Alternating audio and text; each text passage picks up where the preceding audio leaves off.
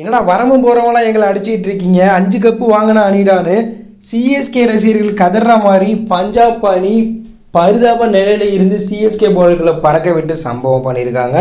Punjab versus CSK மேட்ச்சில் டாஸை வெற்றி பெற்ற பஞ்சாப் கேப்டன் பேட்டிங்கை தேர்வு செய்ய முதல்ல பேட்டிங் ஆடிய சிஎஸ்கேனுடைய பந்துவீச்சு ஃபீல்டிங் எல்லாமே மோசமாக இருந்துச்சு. பஞ்சாப் தொடக்க ஆட்டக்காரர் பிரியங்சா ஆரியா அவர்கள் ஒரு 6 அடிச்சோல்ல அடுத்த பாலே கேட்ச் கொடுத்துருப்பாரு, அதை கலியில் போதே விட்டுருப்பாரு.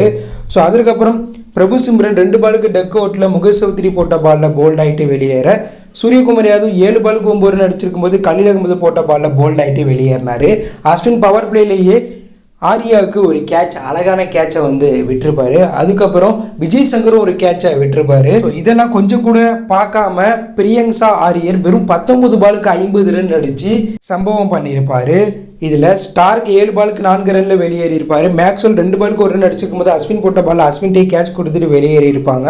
ஸோ பஞ்சாப் அணி 8 ஓவர் முடிவில் 5 விக்கெட்டில் பிறகு 83 ரன் அடித்து பரிதாப நிலையில் இருப்பாங்க. இளம் வீரர் ஆரியா அதெல்லாம் கருத்தில் கொள்ளாமல் அதிரடியாக விளையாண்டு வெறும் 39 பாலுக்கு சதம் அடித்து இந்திய பிளேயராக அதிவேக சதம் அடித்த 2வது வீரர் அப்படிங்கிற சாதனையை ஐபிஎல்ல படித்து சம்பவம் பண்ணியிருப்பார்.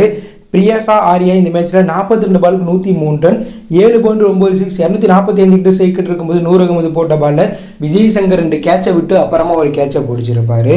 ஆனால் அதுக்கப்புறம் உள்ள வந்த மார்க்கோ ஜாக்சன் சசாந்த் சிங் கூட பார்ட்னர்ஷிப் அமைச்சு இவங்க 2 பேரும் சேர்ந்து 70 ரன் பார்ட்னர்ஷிப் அமைச்சிருப்பாங்க. இவங்க 2 பேரும் டெட் ஓவரில் சிஎஸ்கேனுடைய பவுலர்களை பறக்க விட்டுருப்பாங்க. அதில் மார்க்கோ ஜாக்சன் கண்ணை மூடிட்டு 10 6 தொடர்ந்து அடிச்சிருப்பார்.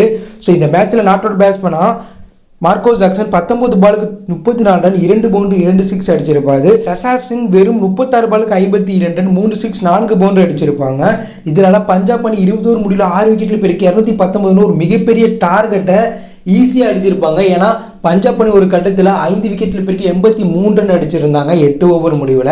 ஆனால் அதுக்கப்புறம் ஒரு விக்கெட்டில் பிறகு 136 ரன் அடிச்சிருக்காங்க 12 ஓவரில். ஸோ அந்தளவுக்கு சிஎஸ்கேனுடைய பந்து வீச்சு மோசமாக இருந்தாலும் சிஎஸ்கே இந்த மேட்ச்சில் மட்டும் 7 முக்கியமான கேட்சை விட்டுருப்பாங்க. அதில் அதிவேக சதம் அடித்த ஆரியாவுக்கு 4 முக்கிய கேட்ச், அல்வா கேட்சை விட்டுருப்பாங்க சிஎஸ்கே வீரர்கள். ஸோ ஃபீல்டிங்கால் ஒரு 150 ரன்குள்ளே சுருட்ட வேண்டிய பஞ்சாப் அணியை 219 ரன் அடிக்க வச்சுட்டாங்க சிஎஸ்கே பதில் தரப்பில் அஸ்வின் 4 ஓவர் 48 ரன்களை வாரி கொடுத்து 2 விக்கெட்டும், கலில் அகமது 4 ஓவர் 45 ரன்களை வாரி கொடுத்து 2 விக்கெட்டும், நூர் அகமது 3 ஓவர் 32 ரன்களை வாரி கொடுத்து 1 விக்கெட்டும், 4 ஓவர் 52 ரன்களை வாரி கொடுத்துருக்காங்க.